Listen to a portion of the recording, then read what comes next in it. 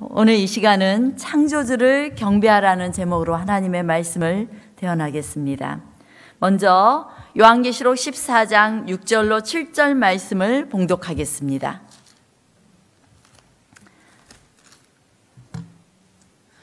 또 보니 다른 천사가 공중에 날아가는데 땅에 거하는 자들 곧 여러 나라와 족속과 방언과 백성에게 전할 영원한 복음을 가졌더라. 그가 큰 음성으로 가로되 하나님을 두려워하며 그에게 영광을 돌리라. 이는 그의 심판하실 시간이 이르렀음이니 하늘과 땅과 바다와 물들의 근원을 만드신 이를 경배하라 하더라. 요한계시록 13장은 사탄이 세운 적그리스도의 정체가 드러난 장입니다. 이 13장에는 무시무시한 괴물 같은 한 짐승이 등장을 하죠. 그런데 이 13장의 짐승은 어떻게 생겼습니까?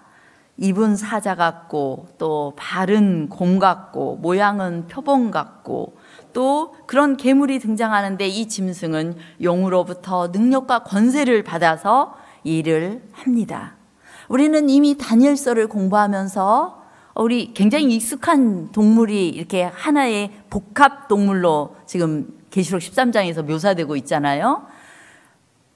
바벨론을 상징했던 사자, 또 메데페르시아를 상징했던 곰, 그리고 그리스를 상징했던 표범, 그리고 로마를 상징했던 이 괴물, 또 열뿔의 모습이 이 계시록 13장에 이렇게 묘사되고 있는 것입니다. 그 짐승은 사탄의 대리자로서 이 세상을 파멸로 몰고 가는 적그리스도 세력을 상징하고 있습니다. 그런데 이 13장 바로 다음 장인 계시록 14장에는 구원받은 하나님의 백성들의 모습이 등장해요. 1절부터 5절에는 구원받은 백성들의 특성이 드러나고 6절부터 13절에는 구원받은 백성들에게 주어진 사명과 기별이 또 있고, 그리고 14절부터 20절까지는 예수님의 재림의 광경이 묘사되고 있습니다. 그래서 이 계시록 13장과 14장은 서로 다른 세력들이 대조되고 있습니다. 13장에는 사단과 그의 대리자들의 활동이 드러나 있고, 계시록 14장에는 하나님과 그의 대리자들의 활동이 드러나고 있는 것입니다. 그래서 이 계시록 13장과 14장을 우리가 유심히 살펴볼 필요가 있는데요. 이 13장과 14장은 특별히 누구를 경배할 것인가의 문제를 다루고 있어요. 마지막 시대의 역사의 쟁점이 되는 것이 누구를 경배할 것인가입니다. 그래서 이 계시록 13장에도 또 14장에도 경배라는 말이 등장하는데, 계시록 13장에는 무려 5번이나 경배라는 단어가 등장하고 있습니다. 이 용과 짐승과 우상에게 경배하라는 말입니다. 대신에 이 용과 짐승과 우상에게 경배하라는 말은 등장하는데 왜 그들에게 경배해야 되는지에 대한 이유는 전혀 기록이 되어 있지 않습니다. 경배해야 될 이유가 없기 때문이에요. 그러나 그들은 자기들이 그 타당성을 찾을 수가 없기 때문에 이 용과 짐승은 자신의 힘을 앞세워서 성도들을 핍박하고 죽이고 매매권을 금지하면서 사단에게 혹은 짐승에게 경배하라고 강요를 하고 있는 것을 우리가 계시록 13장에서 볼 수 있습니다. 그들은 수단과 방법을 가리지 않고 자신들이 경배를 받기 위해 노력하고 있습니다. 반면에 계시록 14장에는 창조주를 경배하라는 말씀이 딱 한 번만 나옵니다. 7절에 이 물들의 근원을 하늘과 땅과 바다와 물들의 근원을 만드신 이를 경배하라 라고 딱 한 번 기록되어 있어요. 그것은 경배를 해야 될 분명한 이유가 드러나고 있는 것입니다. 우주와 만물을 창조하신 하나님께서 피조물인 우리에게 하나님을, 창조주 하나님을 경배하라고 말씀하고 있는 것입니다. 여기에는 강제성이 없습니다. 하나님을 경배하는 것, 창조주를 경배하는 것은 너무나 당연한 것이기 때문입니다. 그런데 왜 성경은 인류 역사의 마지막 쟁점을 누구에게 경배하느냐라는 문제를 제시하고 있을까요? 이 경배의 문제는 우리의 존재성과 연관이 되어 있기 때문입니다.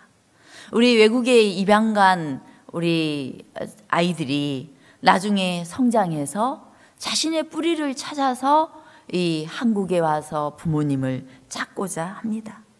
심지어 자신의 이 과거가 아팠겠지만 그 아픈 과거를 들여다보면서까지라도 자신의 원부모를 찾고자 합니다. 우리는 모두 자신의 존재성을 확인하고 싶어 합니다. 그런데 사탄은 인류의 행복에는 관심이 없습니다. 오직 이 사람들로부터 자신이 높임을 받고 자신이 경배받는 것을 목표로 합니다. 그래서 사탄은 하나님께서 누리는 모든 것을 다 탐하는데요. 사람은 창조주 앞에서 자신의 가치를 확인하고 가장 행복하게 살아갈 수 있는 존재였지만 사탄은 자신의 욕망을 충족하기 위해서 인간들을 속이고 그들의 삶을 빼앗아 버렸습니다. 그래서 사람들은 이제 하나님을 떠나 이제 자신의 죄를 짓게 되고 그리고 그 이후에 사단의 속임수에 넘어가서 이제 자신의 존재성을 확인하지 못하는 삶을 살고 있는 것입니다. 이제 하나님께서는 인간에게 삶의 가치를 찾아주고자 하셨습니다. 고아가 부모를 찾는 것은 자기 존재성을 찾는 것인 것처럼 사람이 나를 있게 하신, 나를 창조하신 창조주 하나님을 찾아 경배하는 것은 자기의 존재성을 찾는 것입니다. 창조주를 부인하면 창조를 부인하는 것이고 창조를 부인하는 것은 나란 존재를 부인하는 것이 되는 것입니다.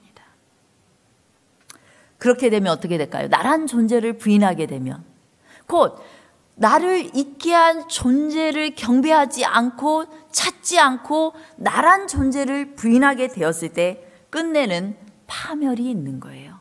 그래서 요한계시록 14장 9절로 11절에는 이렇게 말하고 있습니다.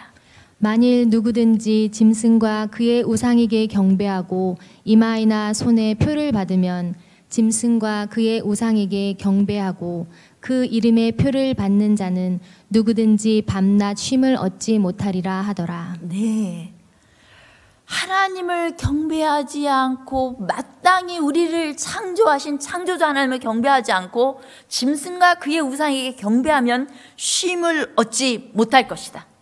왜요? 자기의 정체성을 잃은 사람, 자기의 존재성을 잃은 사람들은 쉼이 없어요. 어떻게 살아야 될지 모르는 것입니다.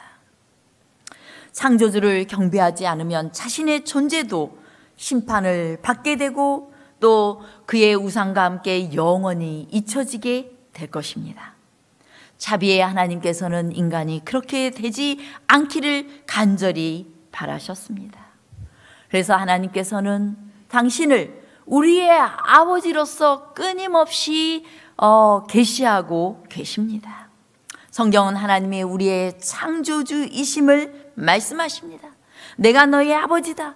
내가 너를 지었다. 너의 뿌리는 나란다. 라고 성경은 말하고 있습니다. 우리가 부모님을 모르면 자기를 몰라요. 내가 이씨인지 김씨인지 박씨인지 모르게 되면 인생의 많은 혼란을 경험하게 됩니다. 부모를 알 때 우리의 정체성에 혼란이 있지 않습니다. 자기를 알려면 부모님을 알아야 됩니다. 자기의 존재는 자기 부모의 존재를 가장 분명하게 증거해요. 또한 부모는 자기 신분과 정체성의 확실한 증명이 되는 것입니다.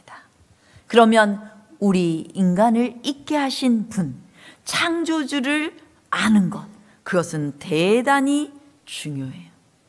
하나님과 우리의 관계를 가장 분명하게 보여주는 관계가 부모 자녀의 관계입니다. 그래서 하나님께서 자신을 이제 창조주로, 아버지로 또 우리를 묘사하고 있는데요. 창세기 1장 27절입니다. 하나님이 자기 형상 곧 하나님의 형상대로 사람을 창조하시되 남자와 여자를 창조하시고 계시록 4장 11절입니다.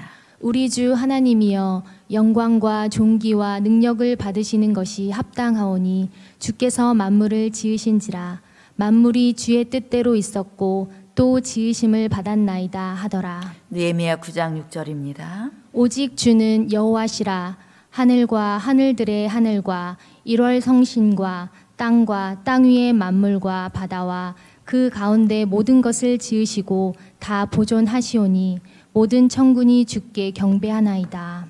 하나님께서는 끊임없이 우리에게 내가 너를 지었다. 내가 너를 지었다. 내가 너의 아버지다. 라고 말씀하세요. 너 그렇게 헤매지 말아라. 나에게 와서 너의 존재성과 너의 정체성을 확인해라. 너가 어떤 존재인지 확인해라. 나에게 와라.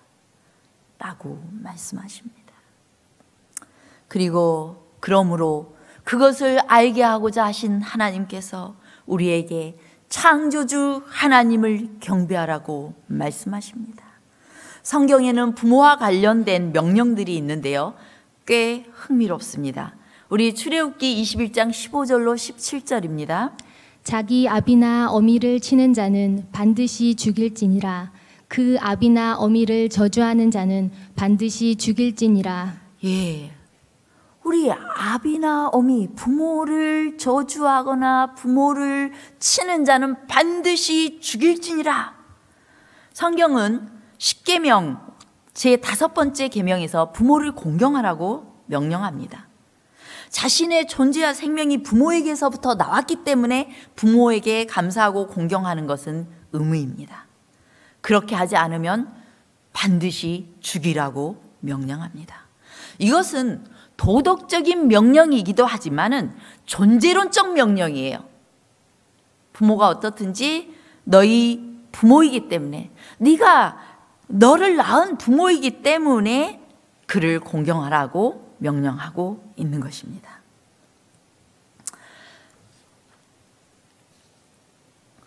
이 부모를 치거나 저주하는 자는 부모의 존재를 부인하는 태도이기 때문에 그런 자식들에게 그 존재를 회수할 수밖에 없기 때문에 그를 죽이라고 명령하신 것입니다. 그러므로 인간이 창조주이신 아버지 하나님의 존재를 부인하고 사단의 편에 섰을 때 흙으로 돌아가라 라고 명하신 것, 죄로 인하여서 흙으로 돌아가라고 명하신 것은 인간 존재를 해소하신 명령이었던 것입니다. 그래서 죽을 수밖에 없는 거예요. 그래서 하나님을 경배하지 않고 짐승과 그의 우상을 경배하는 것은 심판을 받아 영원한 멸망으로 가게 되는, 영원히 흙으로 돌아가고 죽게 되는 그러한 것은 당연한 결과인 것입니다. 하나님께서는 우리의 사라진 존재를 다시 회복하기를 원하셔서 아들 예수 그리스도를 보내시고 우리를 대신하여 죽게 하심으로 우리의 죄값을 다 갚으셨습니다. 그리고 우리를 재창조하시고 구원하셨어요. 그래서 누구든지 그리스도를 통하여 하나님께 나오고 하나님께 경배하는 자는 생명을 얻을 수 있도록 길을 열어두셨습니다. 그러므로 우리가 마땅히 해야 될 것은 하나님께, 창조주 하나님께, 또 우리를 구원하신 하나님께 감사하며 하나님을 공경하며 경배하는 것입니다. 그것이 신앙입니다. 효도는 육체적인 부모에게, 신앙은 창조주이신 신께 드리는 그러한 자기 존재를 인정하는 표시인 것입니다. 부모를 알 때 비로소 자기 존재의 정체성을 알 수 있는 것처럼 창조주를 알 때 비로소 가장 근본적인 인간 존재의 정체성을 확립하게 되는 것이죠. 자, 이제 하나님을 공경하는 것, 하나님을 경배하는 것, 그것은 무엇일까요? 10계명 중에 중심에 있는 계명이 넷째, 다섯째 계명입니다. 우리 출애굽기 20장 8절로 12절의 말씀을 읽겠습니다. 안식일을 기억하여 거룩히 지키라. 엿새 동안은 힘써 내 모든 일을 행할 것이나 제7일은 너의 하나님 여호와의 안식일인즉 너나 내 아들이나 내 딸이나 내 남종이나 내 여종이나 내 육축이나 내 문 안에 유하는 객이라도 아무 일도 하지 말라. 내 부모를 공경하라. 그리하면 너의 하나님 나 여호와가 내게 준 땅에서 내 생명이 길리라. 네. 이 네 번째 계명, 안식일을 기억하여 거룩히 지키라는 이 계명은 우리의 신앙적 이유를 설명하고 있고, 다섯 번째 계명, 부모를 공경하는 이 다섯 번째 계명은 효도의 당위성을 가르칩니다. 이 두 계명 모두 존재와 생명의 근원을 알고 계승하는 것이 무엇인지를 제시하고 있는 것입니다. 레위기서는 이 10계명 중심부에 있는 이 두 계명을 한 구절로 묘사하고 있습니다. 레위기 19장 3절입니다. 너희 각 사람은 부모를 경외하고 나의 안식일을 지키라. 나는 너의 하나님 여호와니라. 예. 이 안식일 계명은 당시 관습상 인을 찍던 이 10계명의 중앙에 위치했습니다. 아무르 점투판이 이렇게 발견되었을 때 그들이 어떤 언약을 맺고 이 언약의 인을 딱 중앙에 찍은 것을 볼 수 있었어요. 마찬가지로 돌 위에 새기신 하나님의 계명, 그것의 중심에는 안식일 계명이 있었던 것입니다. 안식일 계명과 내 부모를 공경하라는 계명이 있었던 것입니다. 성경은 안식일이 하나님과 우리 사이의 표징이라고 말씀하고 있습니다. 출애굽기 31장 13절입니다. 너는 이스라엘 자손에게 고하여 이르기를 너희는 나의 안식일을 지키라. 이는 나와 너희 사이에 너희 대대의 표징이니 나는 너희를 거룩하게 하는 여호와인 줄 너희로 알게 함이라. 예, 이 표징은 다른 말로 말하면 인이라는 말입니다. 인, 도장. 근데 인의 조건이 뭡니까? 자, 이 도장에는 뭐가 새겨져야 돼요? 우리 대통령의 인은 대한민국 대통령 문재인 이렇게 찍혀야 되는 거예요. 이 인의 조건은 이름이 있어야 되고, 그 다음에 직위가 있어야 되고, 그리고 영토가 묘사되어야 되는 것입니다. 안식일 계명에는 그 세 가지 요소가 다 들어있어요. 너희 하나님 여호와의 안식일인즉 하나님의 이름이 있고, 그리고 그의 영토가 어디까지요? 하늘, 땅, 바다, 그 가운데 모든 것이 다 하나님의 것임을, 그의 영토를 묘사하고 있고, 그리고 그것을 만드신 창조주이심을 묘사하고 있는 계명이 바로 출애굽기 20장 8절로 11절에 있는 안식일 계명인 것입니다. 자, 이제 구원받을 백성들에게 맡기신, 그리고 이 마지막 때 이 세대를 향해 외쳐야 되는 그 기별인 계시록의 말씀을, 계시록 14장의 말씀을 우리가 다시 한번 우리가 살펴보면요, 우리가 이미 봉독했습니다. 그의 심판하실 시간이 이르렀음이니 하늘과 땅과 바다와 물들의 근원을 만드신 이를 경배하라는 것이 첫 번째 천사의 기별입니다. 이 영원한 복음, 구원받은 하나님의 대리자들이 전하는 영원한 복음은 자기 존재의 정체성을 회복하라는 기별입니다.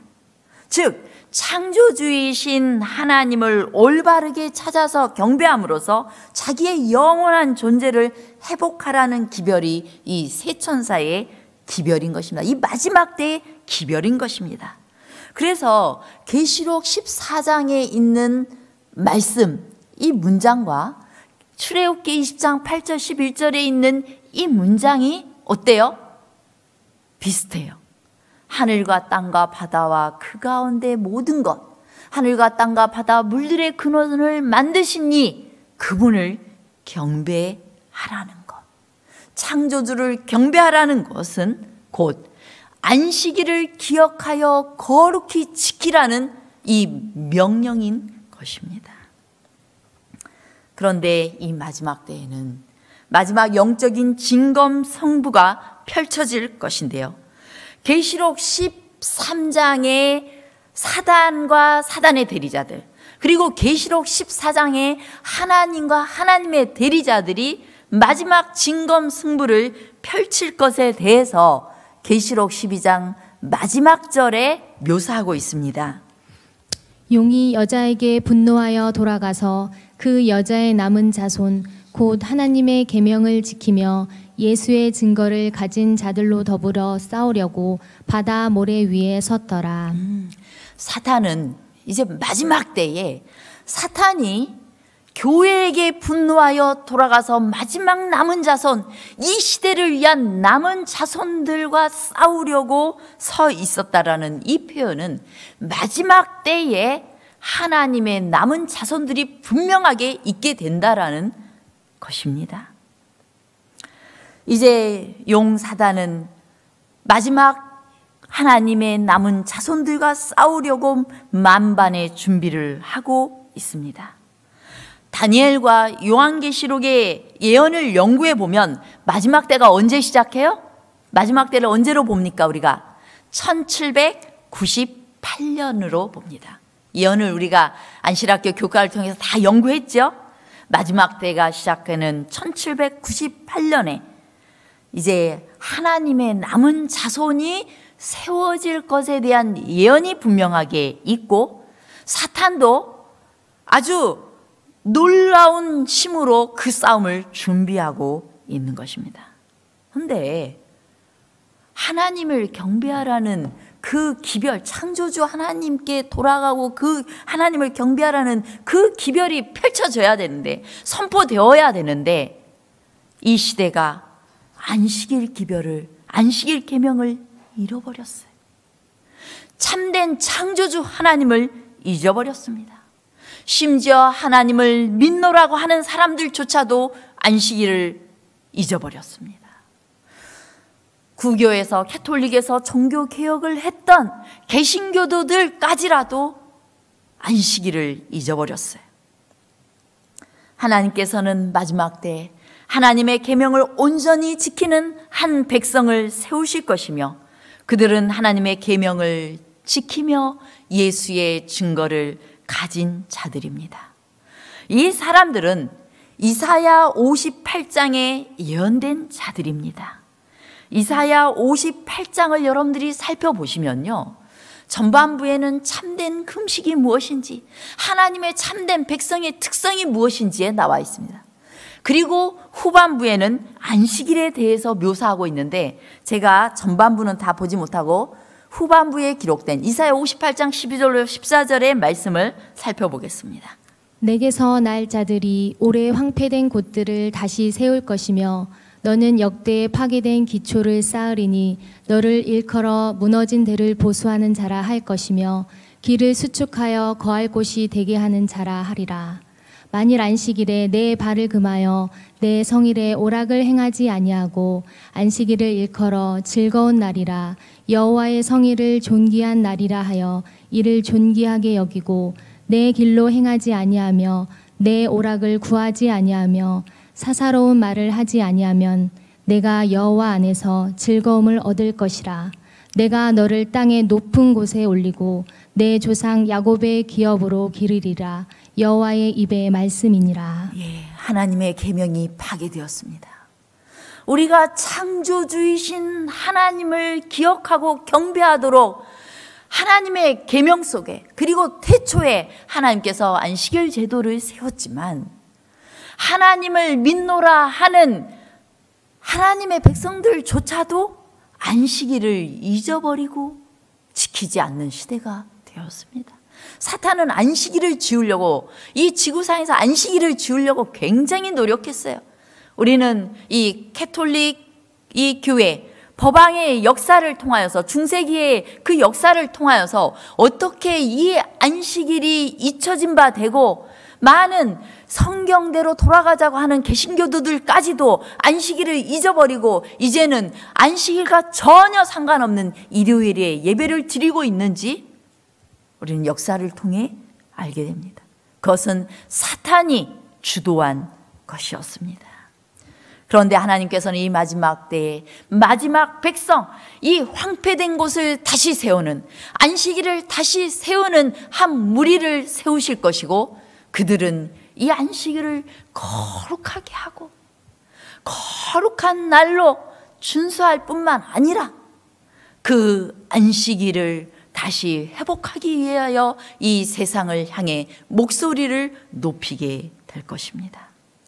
사단은 성경을 매우 열심히 연구합니다.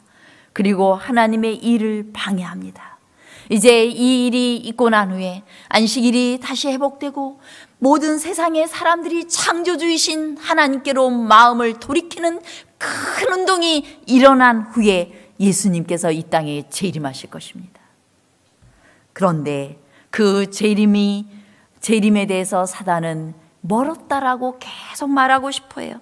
베드로서에 보면은 이 베드로가 이 마지막 때에 어떤 일이 일어날 것을 말하고 있습니다. 먼저 이것을 알지니 말세에 기롱하는 자들이 와서 자기의 정욕을 쫓아 행하며 기롱하여 가로되 주의 강림하신다는 약속이 어디 있느뇨? 조상들이 잔 후로부터 만물이 처음 창조할 때와 같이 그냥 있다 하니. 예, 사탄은 예수님이 재림하신다라는 이 분명하게 선포된 이 말씀, 우리의 소망인 그 말씀을 거짓으로, 아무것도 아닌 것으로 만들어 버리려고 작정을 했어요. 그래서 이 마지막 때에 사단이 전략을 가지고 뭔가 일들을 했는데요. 아주 공교롭게도 1798년 이후에 사단이 하나님에게서부터 사람들의 마음을 뺏을 수 있는 다른 여러 사상을 퍼뜨리는 것을 보게 됩니다. 1830년에는 몰몬교가 일어나는데요. 이 몰몬교는 조셉 스미스라는 사람이 자기가 하나님께 계시를 받았다고 주장하면서 세웠습니다. 그들은 이 시온, 하나님의 나라가 아메리카 대륙에 수립된다고 믿었어요. 그래서 이 세력은 굉장히 많이 확장되었습니다. 전 세계적으로 선교사를 파송하고 있죠. 거짓 선지자를 일으킴으로 참 선지자에 대해서 헷갈리게 만든 거예요. 그 다음에 찰스 라이엘이라는 이 사람은 제임스 허튼의 동일 과정서를 다시 한번 지지하면서 성경의 격변서를 도전하게 됩니다. 이게 뭐냐면, 이 동일 과정설이라는 것은 현재 지구상에 일어나고 있는 모든 자연 현상이 과거는 물론 미래에도 동일한 속도와 과정으로 일어난다는 가설이에요. 근데 성경은 어때요? 격변설이에요. 노아 홍수가 있어서 이렇게 한번 뒤집어진 일들을 성경이 말하고 있습니다. 그래서 성경학자들은 6,000년을 보지만은 이 동일 과정설은 어마어마한 긴 역사를 지구가 가지고 있다라고 주장을 함으로써 창조주이신 하나님을 부인하려고 했어요. 또 마르크스와 엥겔스라는 사람이 1848년에는 공산당 선언문을 발표하게 됩니다. 공산당은 뭐예요? 역사를 물질 위주로 해석을 합니다. 그래서 신을 믿지 않아요. 공산주의 사상을 일으켰어요. 또 1850년에는 찰스 다윈이 종의 기원을 출판하게 됩니다. 그래서 이 진화론에 대한 이론적 바탕을 아주 튼튼하게 마련함으로써 이 책의 출판으로서 진화론은 모든 세상의 문화와 사상을 석권하게 되었습니다. 그리고 1844년에는 니체가 신은 죽었다라는 이 철학자 니체가 출생하는 해예요. 곧 사탄은 이런 여러 사상들을 통하여서 사람들의 마음이 하나님에게서부터 멀어지게 했던 것입니다. 계시록 13장과 14장의 경배를 요약하면 짐승에게 경배하라고 계시록 13장에서 사단이 이야기해요.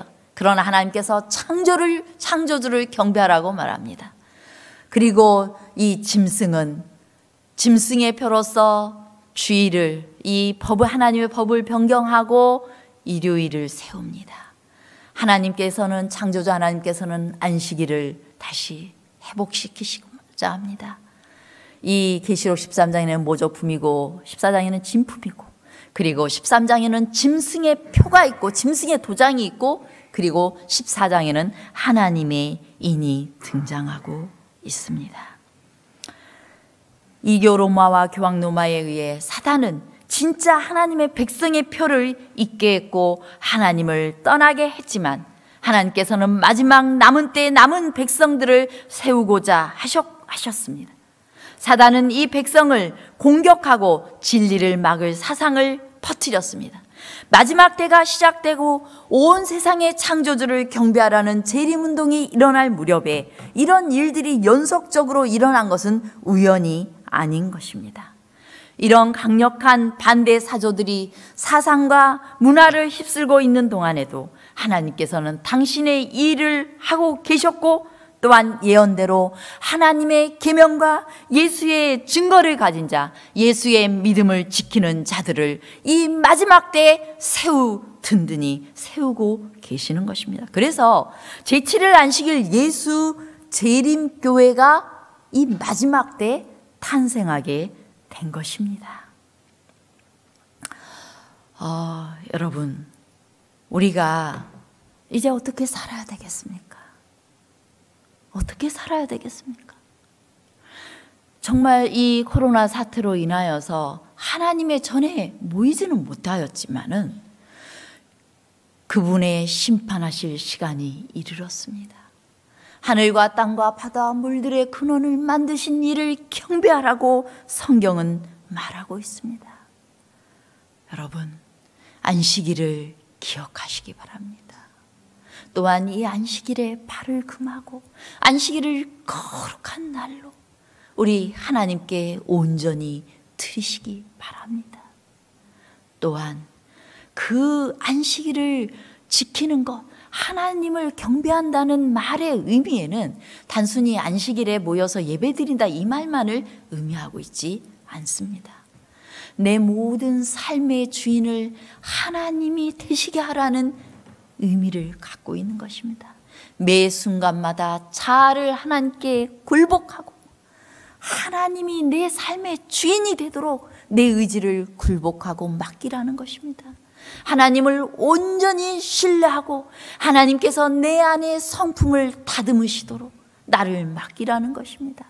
그래서 마지막 백성들의 사명은 정말 그리스도의 품성을 회복하는 것, 그렇게 되도록 나를 맡기는 거예요. 나를 죽이고 그리스도께서 내 안에 사시도록 내 삶의 주인 되는 자리를 그리스도께 내어드리는 것입니다. 그렇게 사는 백성들이 일주일에 한 번씩 안식일에 주님을 기억하여 주님께 경배하는 것입니다. 곧 하나님이 나의 삶의 주인이신 것을, 나의 창조주요 나의 구속주이신 하나님께 내 삶을 완전히 맡기는 것, 그것이 바로 창조주를 경배하는 삶인 것입니다. 그 중에 가장 중요한 표가 뭐예요? 안식일을 기억하여 거룩히 지키라, 이 표입니다. 여러분, 비록 우리가 이제 해이해지기 쉬운 환경에 처해 있지만, 그러나 안식일을 온전히 거룩한 날로 주님께 드리시고 주님께 자신의 삶을, 그리고 가족들의 모든 삶을 맡기시며 하나님을 온전히 경배하게 되시기를 간절히 바라겠습니다.